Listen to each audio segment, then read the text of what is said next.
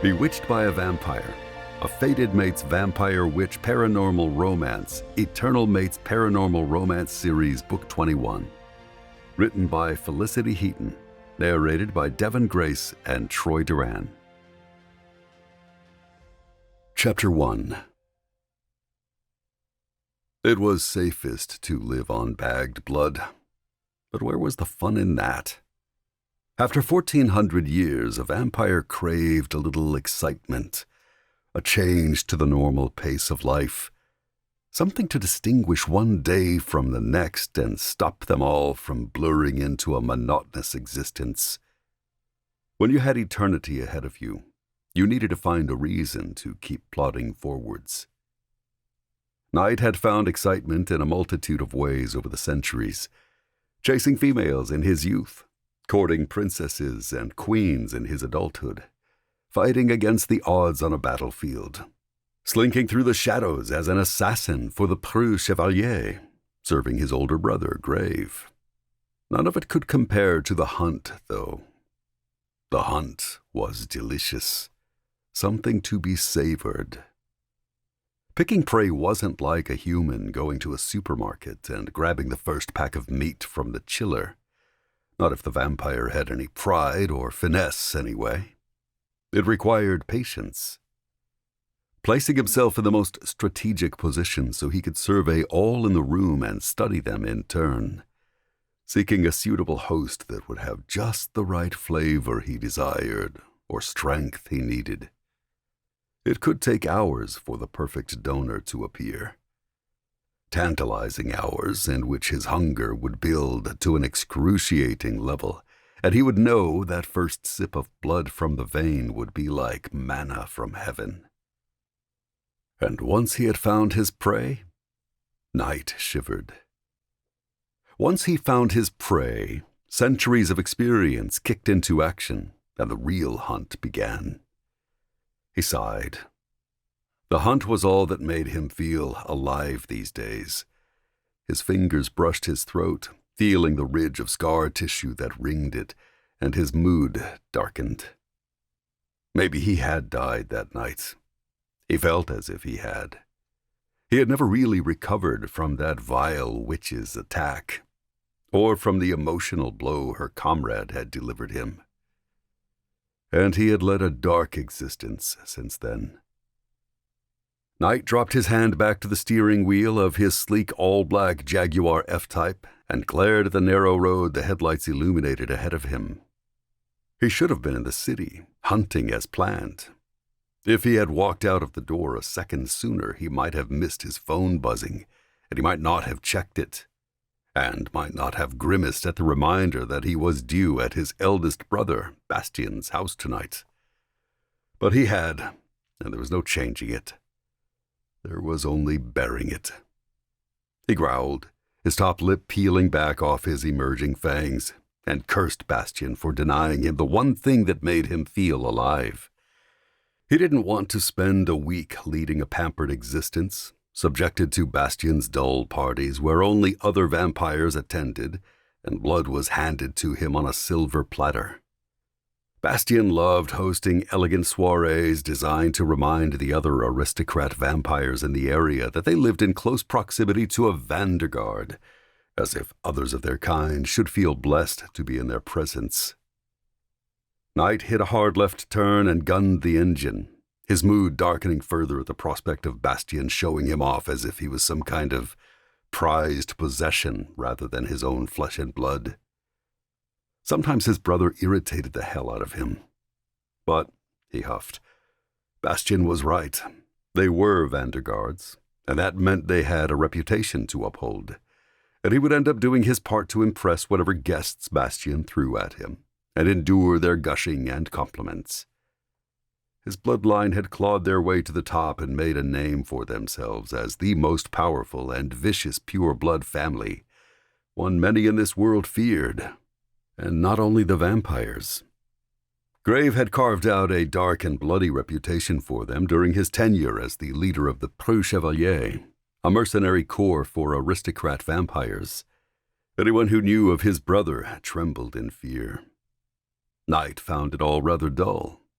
Maybe it had excited him once, before a witch had tried to remove his head.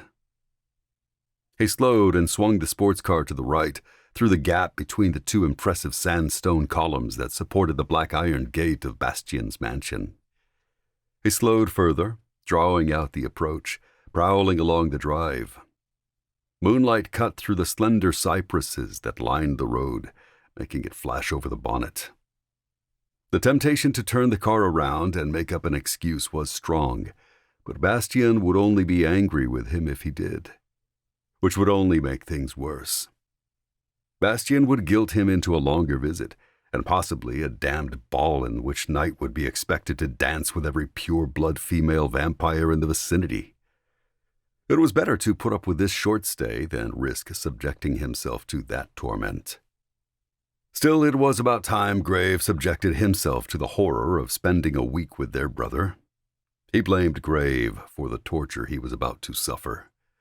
If Grave didn't ignore the yearly summons without fail, Knight wouldn't feel obligated to obey it in some pathetic attempt to keep their family together. It didn't help that Knight lived in the mortal realm, making it far easier for Bastian to reach him. He didn't have the excuses Grave did. He didn't live in hell, where pen and paper or a physical messenger were the only real way to get in touch with someone. And he didn't run a busy mercenary corps. Yes, there had been a few years where Knight had managed to skip the ritual torment, but thanks to the advent of modern technology, otherwise known as mobile phones and the internet, he could no longer easily escape it. Not only that, but if he missed a year, Bastian more than made up for it the next. He wasn't talking about balls now. He was talking about Bastian's tendency to make every moment they weren't in the presence of other vampires, putting on a show so they appeared perfect to their guests, a living nightmare for him. Knight had grown tired of hearing his brother regale him with his failings as a Vanderguard.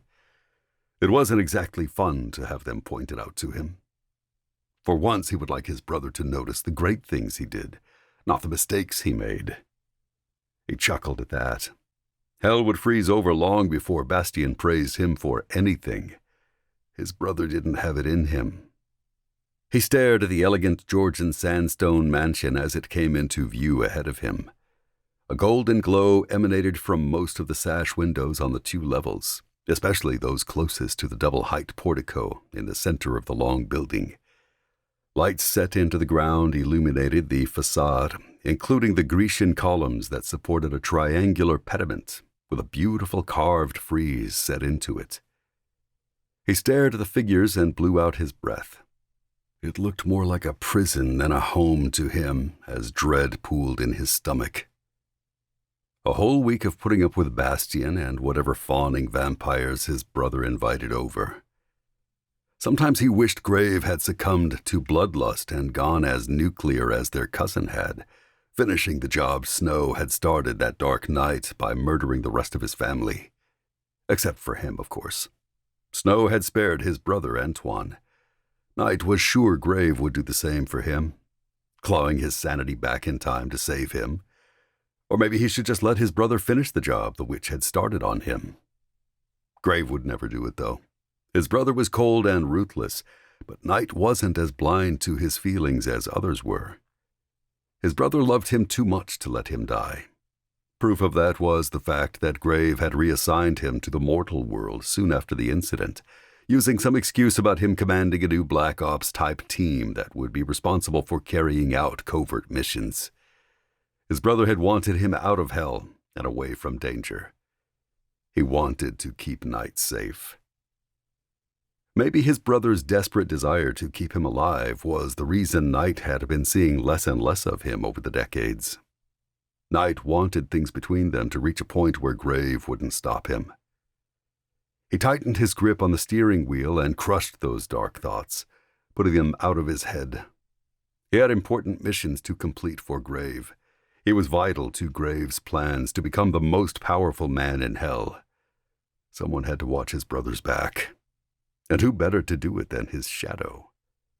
Knight frowned as the door of the mansion opened and Bastian hurried out of it, one of his owned humans following him, with a lot of bags. Knight parked his car and stepped out, the golden gravel crunching under his black leather shoes. "What's this?" Bastian spared him a glance and then pointed at the boot of his enormous black Bentley. "Put the luggage in there. Hurry." The young man dipped his head and rushed to comply with his master's orders, and Knight strode towards his brother. Something was wrong. It wasn't like Bastian to be flustered, and his brother looked close to doing something terribly undignified, like running his hand through his neat, dark brown hair, or losing his temper. "I asked, what's this?" Knight stopped close to him, but Bastian moved away and did something very unlike him.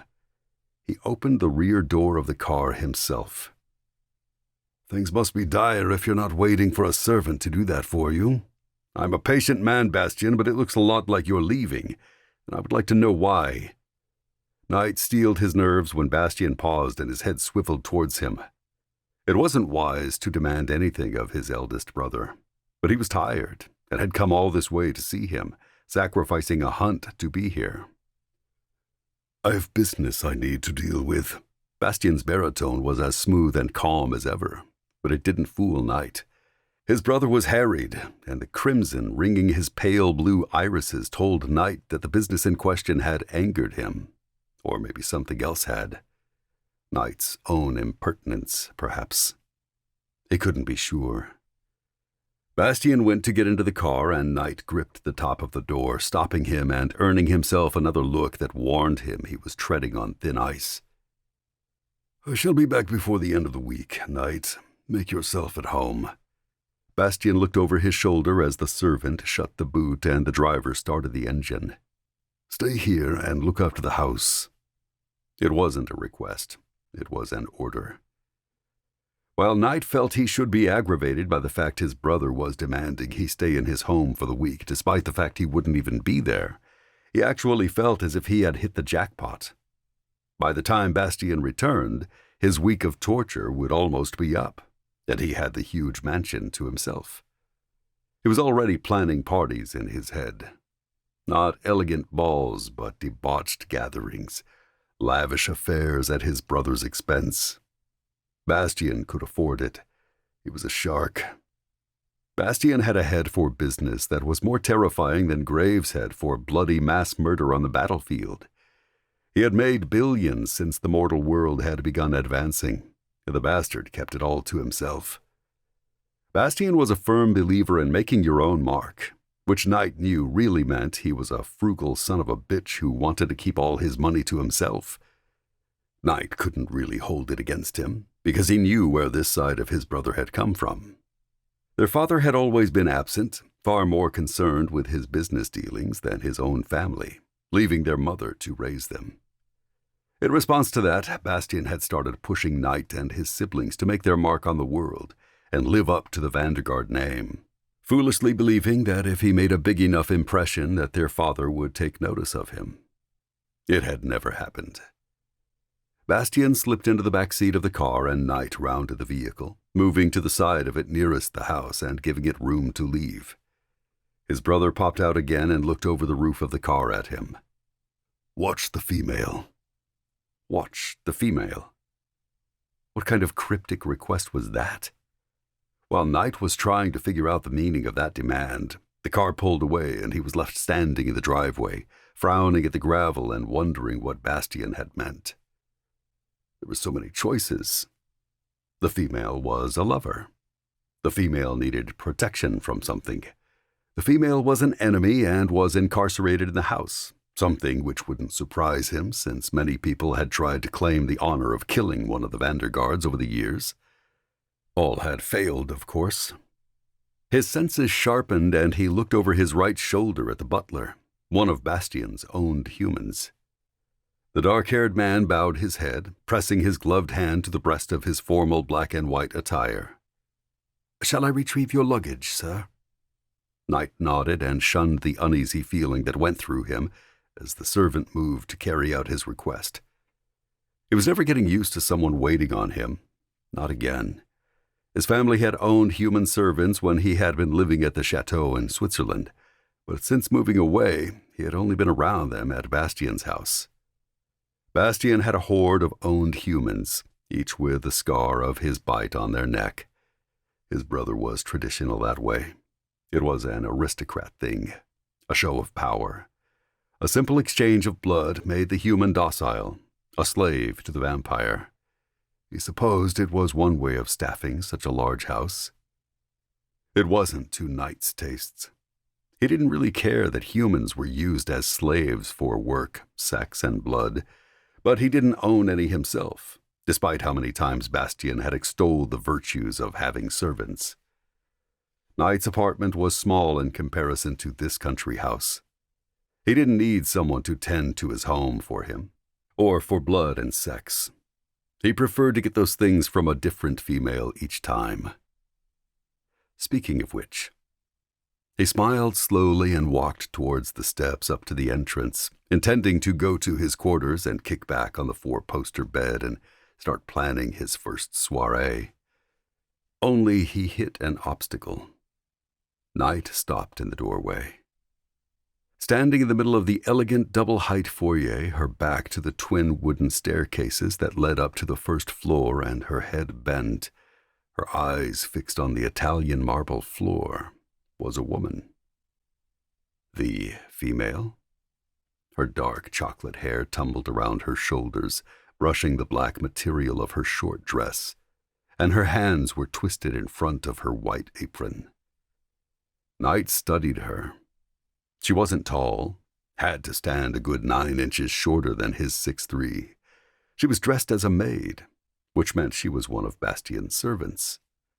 She was rigid despite her deferential appearance, afraid. He drew down a breath as Bastian's butler moved past him, carrying his luggage towards the right staircase, and several other servants milled around the room, going about their business. As the foyer cleared, he caught her scent and almost gasped. She was mortal, and she wasn't owned. He knew because while he could look at the other females in the house and had no desire to do anything with them, he couldn't stop the flood of hunger that made his fangs itch as she slowly lifted her head, her caramel-colored eyes inching up to meet his. Desire struck like a thunderbolt, zinging through his bones and burning up his blood, and it only worsened as her dark hair fell away from her neck, revealing the smooth, pale curves of it to his eyes. Eyes that zeroed in on the fact she wore no marks. The knowledge that Bastian didn't own her, that no vampire had marked her, had his fangs lengthening and his mouth watering. Gods. What new hell had his brother thrown him into this time? Chapter 2. Knight ignored the voice at the back of his mind that whispered to seduce the beautiful human standing before him. As much as he desired her, he couldn't act on it. Bastian might not have placed his mark on her yet, but she was to be his. That was the reason his brother had asked him to watch her. She had agreed to become his servant in exchange for the benefits it would grant her, like a longer life and immunity to disease, and this mansion as her home. Knight couldn't break that contract. He would do as his brother had asked and watch her, in his own fashion. "Where is your room?" Because he intended to lock her in it and have a servant bring her 3 meals a day until he was gone or Bastian had returned. When her lips parted, he spoke before she could, not sure he would be able to handle the sound of her voice if it was as beautiful as the rest of her. "Do not speak. Show me." He grabbed her arm, surprising her, and stupidly, himself too. She wasn't owned. Touching her without Bastian's consent wouldn't hurt him or her, but part of him had been ready for a blast of white-hot pain and prepared to see her crumple in a heap as Bastian's ownership of her took effect and punished her. Knight drew down a deep breath, catching her scent, and followed it up the stairs. He tracked it along the cream corridor, his shoes loud on the wooden floor, punctuating the heavy silence as the female followed him, her eyes on his profile. Gods, she had to stop looking at him. His control was threadbare, and he feared it wasn't because he had been due to feed tonight and had worked himself up for a hunt. Had he thought himself dead? He was no longer sure that was the case as his heart thundered, blood rushing in his veins. He would be dead if he touched her, though. If he surrendered to the wicked urges she roused in him. Knight groaned inwardly as he passed the door of his own quarters and discovered her scent ended at the next one along the opposite side of the wide corridor. Too close for comfort. He would be able to smell her in his room. He would know whenever she moved, would be fixated on her, tracking her with his senses and unable to stop himself. Maybe he could move. Bastian's quarters were at the other end of the house. He shook that thought away. Bastian wanted him to keep an eye on her, and what better room was there to be in than one close to hers in order to fulfill that mission? He could easily keep track of her without ever having to see her. Knight opened the white wooden door and pushed her inside. She gasped, the sound delighting his ears, triggering a war within him. He wanted to hear her gasp like that again as he gathered her into his arms and sank his fangs into her throat, marking her. He shoved her away from him, perhaps a little rougher than he should have been treating her, given she belonged to his brother and Bastian wanted him to take care of her. Watch the female. Knight wasn't sure that was a good idea. Watching her would only lead to wanting her. She moved away from him, walking deeper into the pale green room, and as she veered left towards the dressing table, he caught sight of the dress laid out on the end of her four-poster bed. It was crimson, ceremonial. His gut clenched. Bastian had meant to place his claim on her tonight, and business had pulled him away. Knight wasn't sure what to make of that. What sweet fucking fate had intervened to leave her free of Bastian's rule? His gaze shifted to her, tracking her as she paced the room, her eyes downcast. He looked from her to the dress and back again, a question bubbling up inside him. Did she want to be owned? It was taboo to claim a human against their will these days, and she had been waiting in the foyer, watching his brother leave.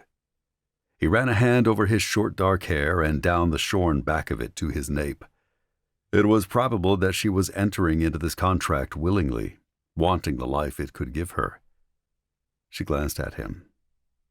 A violent flash of heat went through him, had him lurching a step towards her before he reclaimed control of his body.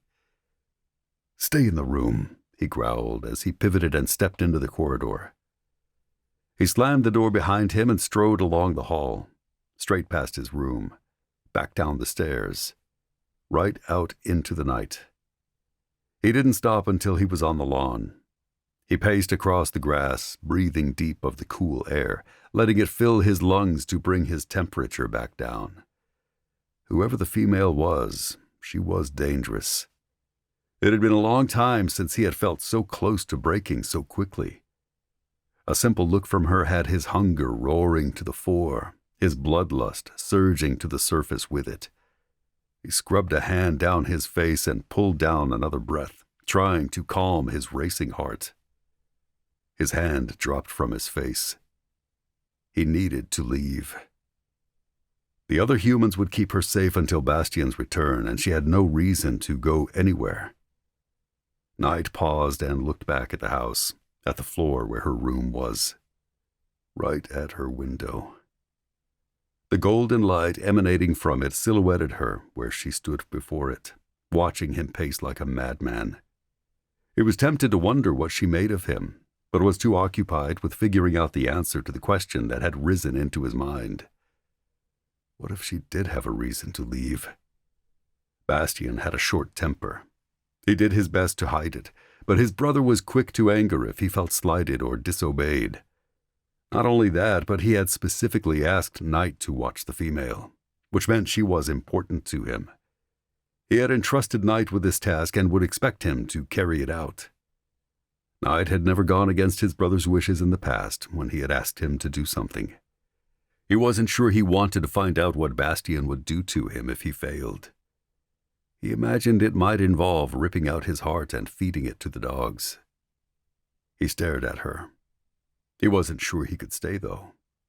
His brother was asking too much of him. Guarding the house he could do, but guarding an unclaimed female, a beautiful, unclaimed female who didn't look as if she was enjoying the thought of becoming his brother's property, was beyond him. He couldn't leave. Knight growled and clenched his fists, his arms flexing beneath his black suit jacket, causing the material to tighten over his muscles. He had a duty to stay now and watch the female as his brother had asked. What he felt was of no consequence. He would master his attraction to her, or at least put together a big enough distraction to keep his mind off her. He pulled his phone from his trouser pocket, woke the screen, and called the cavalry. They answered on the first ring. "Well, if it isn't Lord Vandergarde," Laurent drawled, his French accent lending a softness to his light voice that Knight knew the male lacked in every other aspect of his person. "Shut up," Knight muttered, the same response he always gave his ex-subordinate whenever the vampire dared to use his title rather than his given name. Laurent had served under him for 400 years, the standard term for a male aristocrat vampire, and for every single one of them, the blonde had amused himself with driving Knight mad. Whether it was asking him idiotic questions about what life was like as a member of one of the most illustrious vampire families, abusing his title to irritate him, or flat out bowing and scraping before him, Laurent had savored pushing his buttons. And in a way, Knight had enjoyed it. He almost missed it, in fact. There were far too few vampires in the Preux Chevalier with the balls to treat a Vandergarde in the way Laurent had, as if they were just another vampire. "I need a favor." Knight stared at the female. She hadn't moved. She still stood in the window, watching him, the feel of her gaze on him drawing all of his focus to her. He resisted the urge to sharpen that focus and dragged his gaze away instead. It would be a mistake. He wanted to hunt her as it was, wanted to seduce her out of his brother's grasp. Dangerous. He needed a distraction to get his mind off her. "I need a party put together for tomorrow night. All the usual suspects." "You called the right vampire." Laurent sounded amused or possibly proud, but then his tone sobered. "Any special requests?" Knight swallowed. Was this a good idea? Or a terrible one? He looked at the female and settled on it being a good idea. It wasn't like him. It wasn't his style. But if he didn't satisfy the needs building inside him, he was liable to do something that might get him killed. And strangely, he didn't want to die right now. He refused to look too closely at that. "Knight?" Laurent prompted. Knight closed his eyes and turned away from the female. Sure, this was a good idea for another reason, too. She would hear about it, might even witness it, and it would give her a good reason to stay the hell away from him.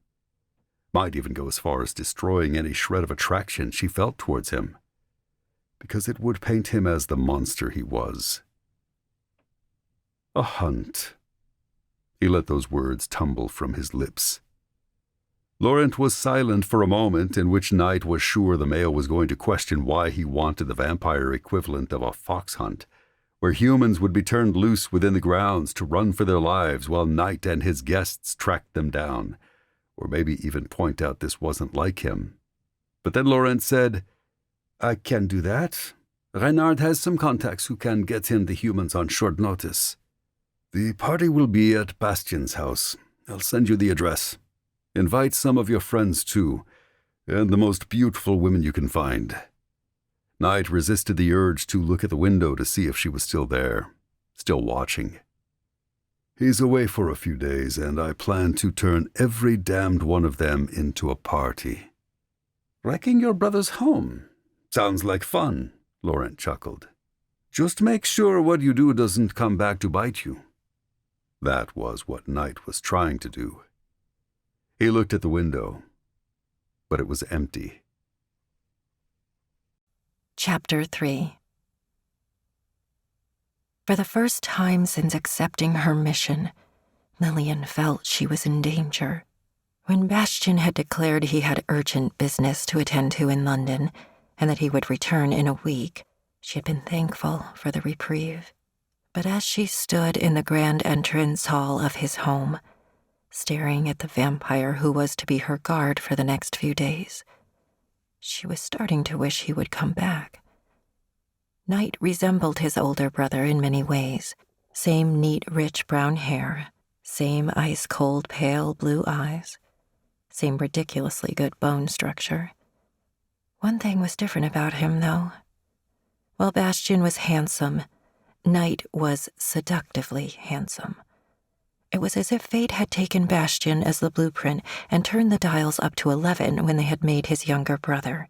The tall, lithe, and elegant vampire before her cut an all too alluring figure in his tailored black suit, with his equally dark shirt unbuttoned just enough to reveal a hint of the honed body it concealed.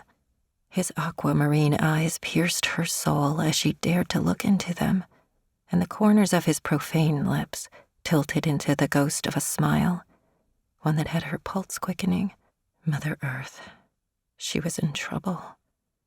If Bastian's sudden disappearance hadn't thrown a spanner in the works, Knight's sudden appearance might. Need threatened to burn up her blood, and she had to fight her own body to keep her reaction hidden from him, fearing what he might do if he realized the effect he had on her. The other servants left them alone, and she told herself to move, to follow the mortals and escape this vampire. But her feet refused to cooperate, remaining rooted to the marble floor. Something crossed his face, darkening his eyes for a moment, ringing them with crimson. "Where is your room?" His deep voice rolled over her, rocked her, shook her to her core. She opened her mouth, but he didn't give her the chance to tell him. He barked, "Do not speak. Show me." Before she could do that, he was before her, his hand locked around her arm, skin on skin with her. She tensed at the sudden hot wave that rolled up her arm, electric tingles chasing in its wake, and stared up at him. His eyes widened, and for a heartbeat he looked as if he might release her. And then he was dragging her towards the stairs and up them. She struggled to keep up with his long strides as he tugged her along the corridor, fought to tear her eyes away from his profile even as she drank her fill of him, caught up in the hurricane of feelings he had caused inside her with only an innocent touch. Lilian stumbled along the cream hallway behind him, trying to rouse herself because she needed to remain in control. If she lost control, she would ruin everything. She wasn't surprised when he paused before her door. Vampires had acute senses. Her intel said that Knight was over 1,000 years old. At his age, his senses would be incredible. He could probably sniff her out over a vast distance, like a shark detecting a drop of blood in a large body of water. He pushed her into the room and released her. Lilian was quick to move away from him, placing some much-needed distance between them. She secretly rubbed her wrist and looked at it, unsure whether she was trying to ease the pain of his bruising grip or work the heat of his touch into her skin so it would remain forever. She was deeply aware of his gaze on her as she crossed the wooden floor of the pale green room, heading for her dresser and pretending she meant to do something there. When she felt his eyes leave her, she glanced back at him. He was staring at the scarlet dress on the dark green covers of her bed, his irises ringed with that bloody color. Lilian couldn't bring herself to look at it. She stared at the floor instead, fighting the same battle she had waged with herself since she had stepped into this house. Duty warred with her sense of self-preservation. Her coven meant everything to her, and she knew she should be honored to carry out this mission given how important it was to her family. But whenever she thought about what she was going to have to do, how much it would cost her, she wanted to run. She closed her eyes. She had to be here, though. It had to be her. Only she could get the proof her coven needed. Only she had that power. Bastian was lucky that her coven hadn't decided to kill him based on the rumor that placed him at the scene of the crime. He was being given a chance to prove his innocence. She was being given the chance to prove it. To do that, she had to go through with the ceremony that would bind them. Didn't she? She glanced at Knight. Their eyes clashed, and heat swept through her, igniting her blood. His eyes darkened, but not from anger. The desire that shone in them was unmistakable. It scorched her. "Stay in the room," he growled as he pivoted and stepped out into the corridor. And before she could ask why, he had slammed the door behind him. She listened to his footsteps as they receded, waiting until she could no longer hear them before daring to move. Her legs were unsteady as she went to the bed, grabbed the dress, and stormed to her wardrobe. The hangers rattled as she grabbed one, and she slipped the dress onto it and shoved it onto the railing, and then slammed both the doors.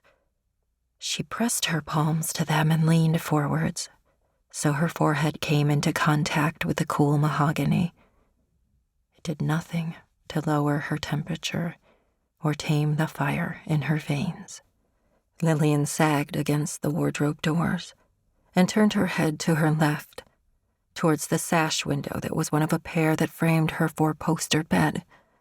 She stared out into the darkness, seeking a sliver of strength, enough to get her through the next few days, enough to stop her courage from failing her. A door slammed below her. She frowned and drifted to the window, pausing there as she caught sight of Knight. He strode across the gravel, and she was sure he was going to his car and intended to leave. But then he went straight past it, out onto the lawn. He paced across the grass, moonlight caressing his shoulders and his hair as he ran a hand through it. He looked as worked up as she felt. When he pulled out his phone, she canted her head. Who was he calling? His brother? She wasn't a fool. He had made it perfectly clear he wasn't happy about having to deal with her. Maybe that would work in her favor. She could happily spend the next few days in this room, avoiding him. She needed to keep her mind on her mission.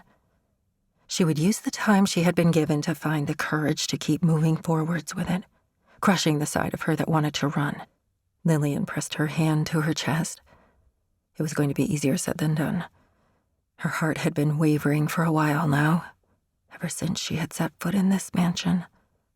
She clenched her fingers into a tight fist. She could do this. Only she could do this. If she didn't carry out her duty, then her sisters would have no choice but to kill Bastian.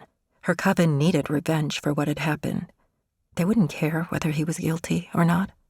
They needed someone to pay. She had killed in the past.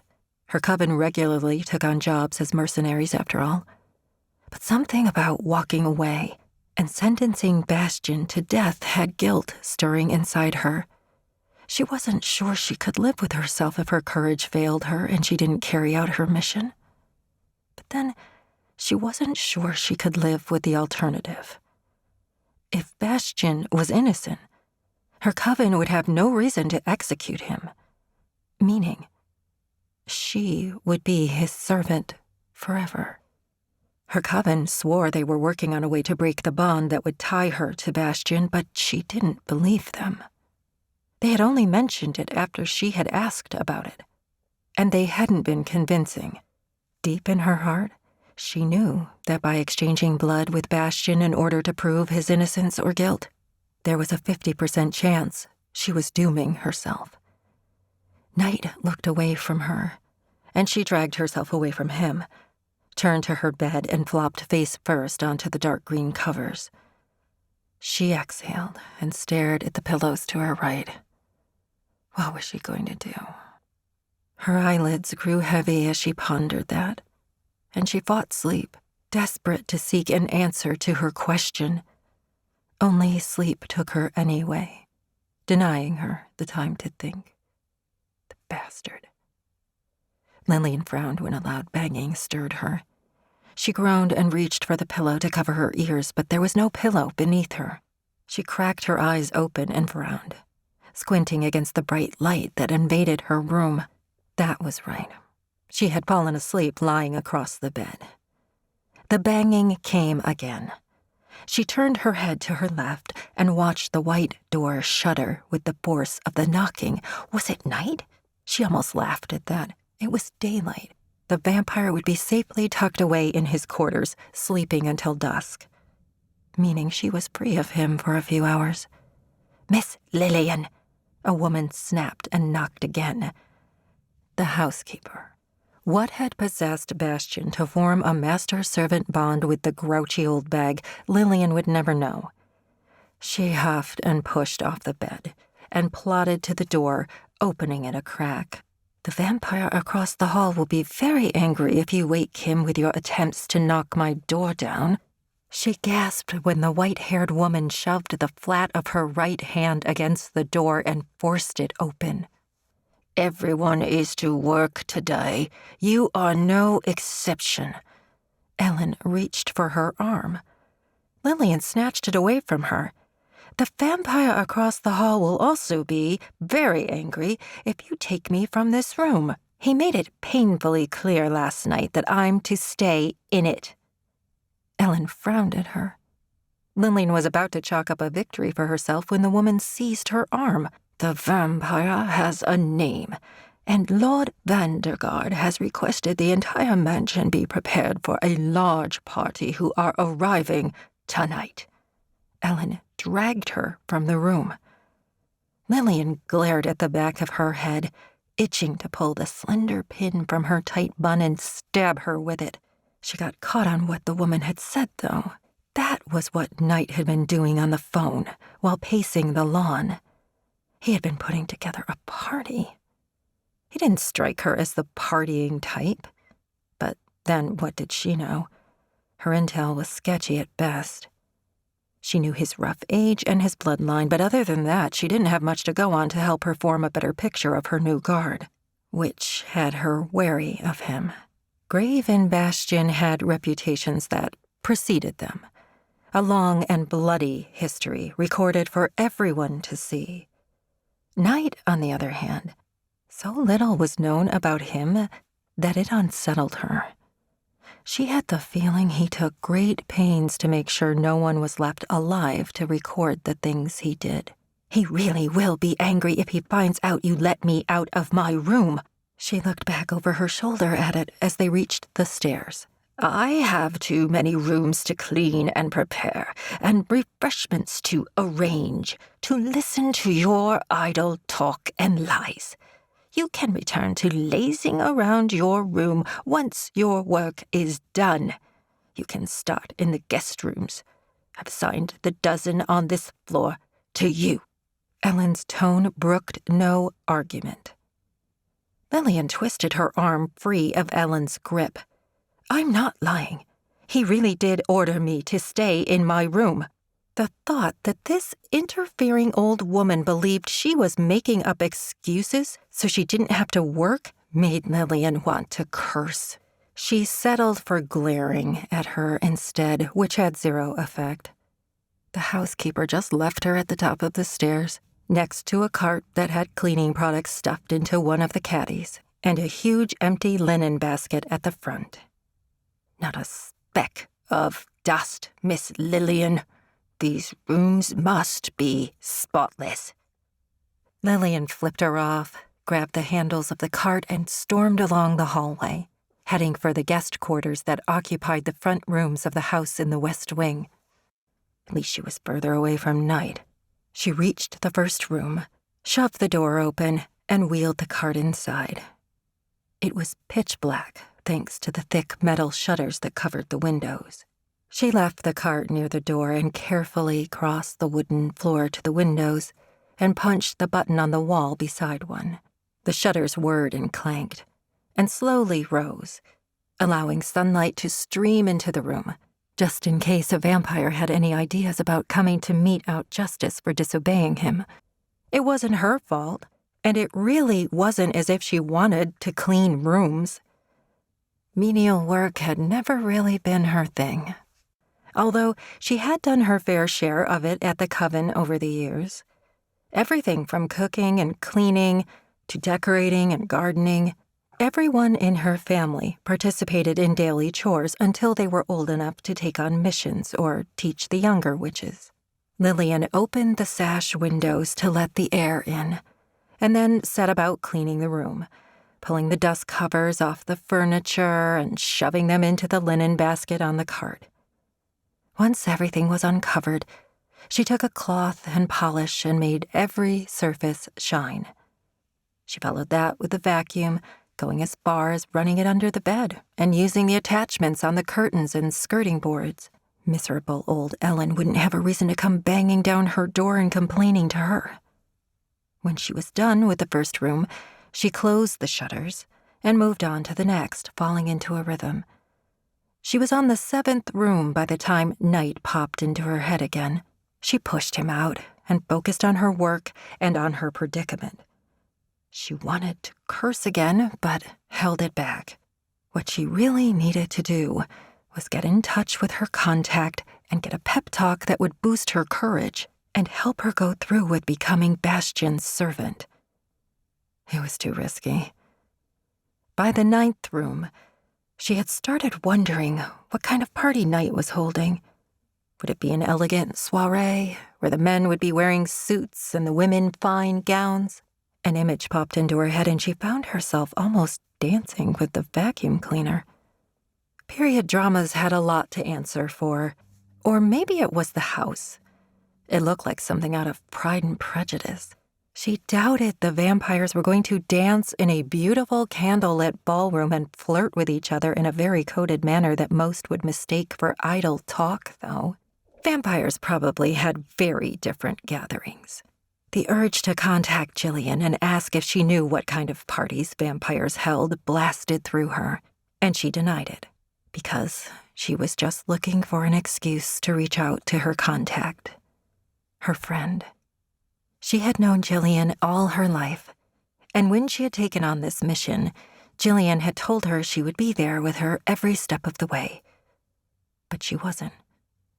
Lilian was alone, and she had never felt it as much as she did at that moment, when she couldn't get her mind off a certain vampire, or calm her fears about what she was doing here. What if Bastian returned and wanted to carry out the ceremony with Night still here? Mother Earth, Night would kill her. She could see it now. Her blood splattered up the walls, Night's fangs ripping out her throat. The inevitable harm that would befall Bastian when he claimed her as his servant would no doubt send Night into a killing rage. And could she blame him? If someone hurt Jillian, she would kill them too. The last few rooms passed in a blur as thoughts crowded her mind, and they continued to weigh her down as she pushed the cart to the top of the stairs, where one of the men who served Bastian was waiting.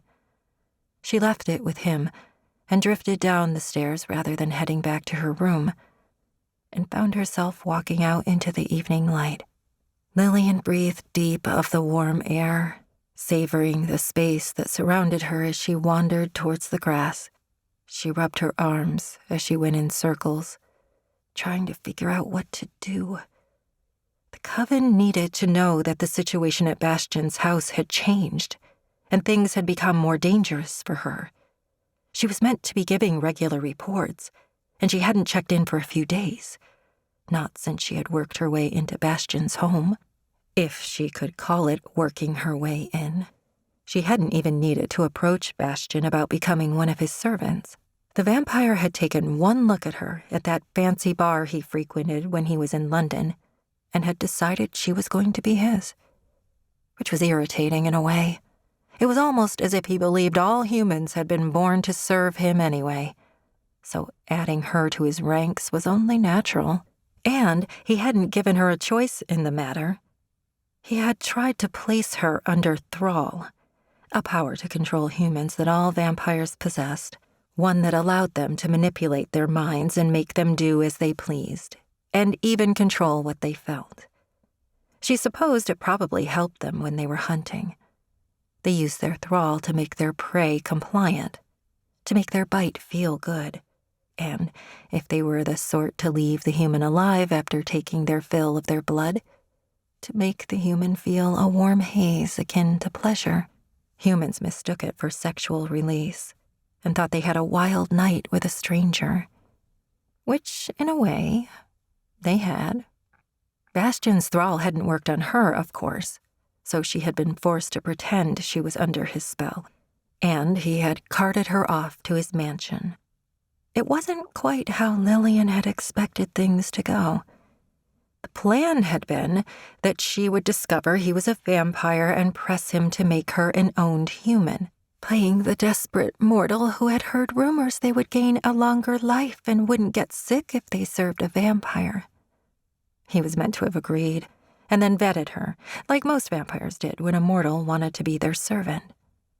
She had worked hard setting up a backstory and putting together a paper trail that would tie her to her new identity. Fake bank accounts, education, doctor's records that placed her as a cancer risk because of her family history. Loans, employment. She had spent weeks expending time and magic to get all the information in place and make sure there weren't any holes that would give her away. Sure that he would run a background check on her. All the information her coven had painted Bastian as a cautious vampire, one who thoroughly researched things before making an informed decision. Apparently, his business practices didn't extend to his personal life. Or at least they didn't extend to choosing who would serve him. He saw someone he liked the look of and just added them to his staff whether they wanted it or not. Entitled much? Sure, he was an aristocrat, something the pureblood vampires called themselves, those whose family hadn't been tainted by adding turned humans to their ranks. And sure, she had been warned his breed were haughty and elitist. But some part of her hadn't believed it until she had witnessed it with her own eyes.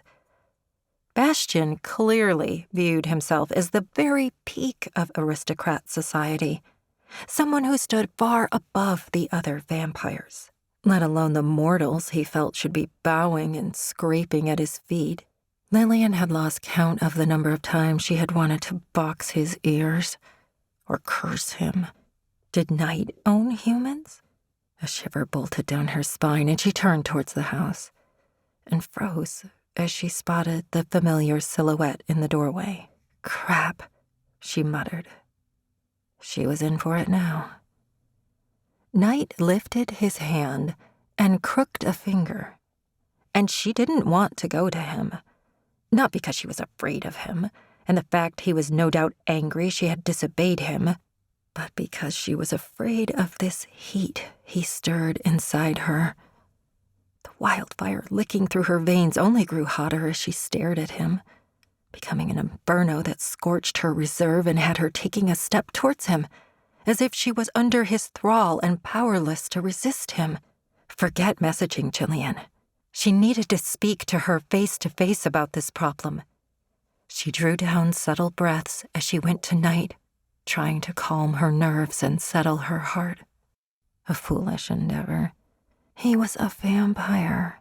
He would have detected the effect he had on her the second she had turned to see him standing in the golden glow of the doorway, watching her. Maybe she wasn't only afraid of the heat he stirred in her. As she drew closer to him, she could make out his face and his eyes. There was no anger in their pale blue depths. No, they were sharp and intense. It made her feel he was studying her, putting her under the microscope and trying to figure her out. This vampire was shrewd. He was intelligent, calculating. Her heart drummed a little faster. She feared that he could see right through her, and that if she stayed here, he would figure out what she was up to and she would end up dead. Lilian tried to hold his gaze, but his aquamarine eyes were so penetrating that she couldn't manage it. Her gaze fell towards his chest, snagged on his throat. A silvery scar ran from beneath one earlobe all the way to the other and was thickest over his Adam's apple. What had happened to him? It looked as if someone had tried to cleave his head off, and had almost succeeded. How had he survived such a wound? She knew the answer to that question. He was a fighter. That scar told her as much. He wasn't one to lie down and accept his fate. The intensity of his gaze grew, and she tried to look away, but the scar bewitched her, had her caught in its snare. She tensed as he growled, the sound vicious and commanding and enough to propel her into action at last. Her gaze dropped to his shoes, but it wasn't enough for him. He stepped closer to her, narrowing the distance down to a few inches, until she could feel his heat and smell his expensive aftershave. Her heart shot into her throat when he lowered his head and growled again, his fangs dangerously close to her forehead, and her fingertips tingled as her magic rose to the fore. Prickles swept down her spine as she desperately fought to hold it back, wrestling for control. He wasn't a threat to her. He wasn't a danger. She told herself that on repeat in an attempt to calm her magic, even when part of her knew he was both of those things, because she had stared at his scar and he didn't like it. Go to your room and stay there until you hear otherwise, he snarled, his deep voice a rumble of thunder as he eased closer to her, and then suddenly stepped back, clearing the way. Lilian nodded and stepped past him.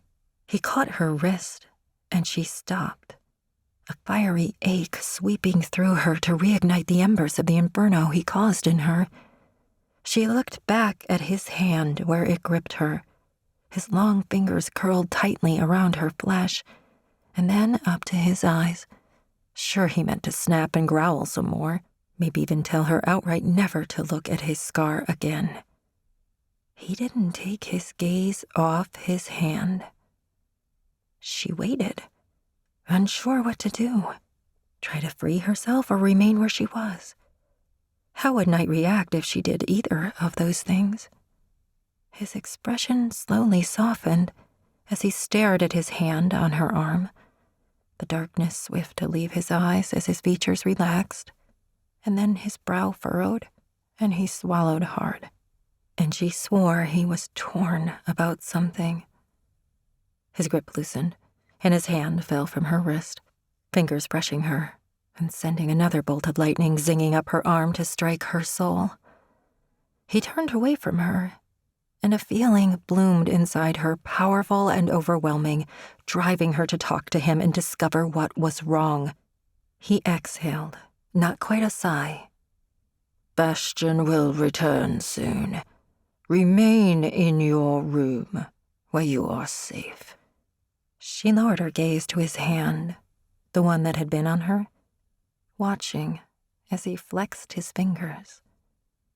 He was shutting her in her room because she wasn't owned, meaning the vampires coming to the party would mistake her for a snack or a companion. He wanted to protect her. And something deep in her soul said it wasn't because she was meant for his brother. The compulsion to say something became too strong to deny, and she opened her mouth. "Go," he barked. And she tensed as his head swiveled towards her, and his crimson gaze clashed with hers. Lilian stared into his eyes, at the fiery corona that surrounded his elliptical pupils, her heart thundering and blood rushing as his face darkened. His lips peeled back off his fangs, white daggers that sent both a thrill and ice-cold fear through her. "No!" She stumbled backwards into the middle of the foyer and turned, hurrying for the stairs and not slowing until she reached her room. Lilian closed the door behind her and locked it. But she had no intention of staying. She went to the window and lingered in the shadows, peering down at the drive as the first car arrived. The tinted windows so dark it was impossible to see who was inside. As soon as the party was in full swing, she was sneaking out to meet Jillian. She was going to do something reckless. Night appeared in view, stirring fire in her heart and bewitching her as he smiled and greeted his guest as the male climbed out of the rear of the car, before she did something even more reckless.